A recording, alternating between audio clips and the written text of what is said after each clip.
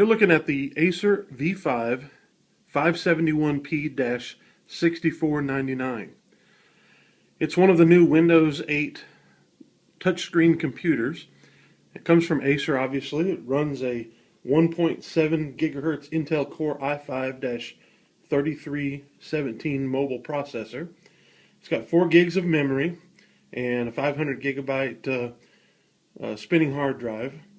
It runs the Intel HD 4000 graphics. You can see it's got a 15-inch screen with a very average 1366 by 768 resolution. And I wanted to show this machine off to you here and give you an idea of what we think of it here at notebooks.com. One of the first things you'll see here is it is a touch screen device, and so I can tap on the screen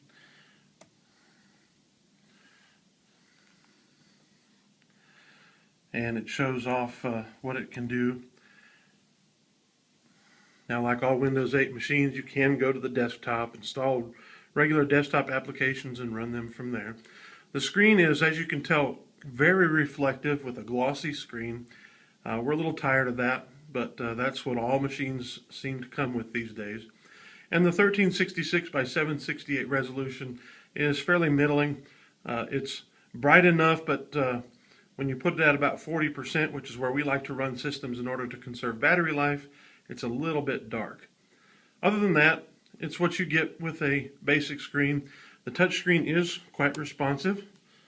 Notice that it, follows my touch around pretty well. With Windows 8, you slide in from the edges in order to get access to all the things that it does. One of the things you'll notice, this machine is fairly thin. Here at the back, it is only about an inch thick, and so that makes it look pretty nice. It's got this plastic black bottom that's textured. It's got a look of being an aluminum case, but it's really just plastic colored in silver. We'll give you a look at the ports here on the side. Of course, you've got your charging port and vent there. That next port next to the vent and in between that and the HDMI port is a proprietary port that allows you to connect a dongle. One of the connections on the side of the machine allows you to plug in this dongle from Acer. It's a proprietary connector, and it gives you access, allowing you to connect to a VGA external monitor or display, and to Category 5 or Category 6 Ethernet cable. Dongles are annoying, but because of the thinness of this computer, I guess it's sort of necessary. I wish that they had found a way to just put the connections right on the chassis, even if it means having the machine just a couple millimeters thicker. That would have been more pleasing, because you know you're going to probably lose this thing if you're not careful. Now notice it's got a HDMI port, a USB 3.0 port, and 2 USB 2 ports, and then of course there's the stereo jack on it. And there's not much to see here on the front. I'm showing you the SD card slot, and there's a couple of LED indicator lights for telling you when your computer is in sleep mode, flashing as it is right now.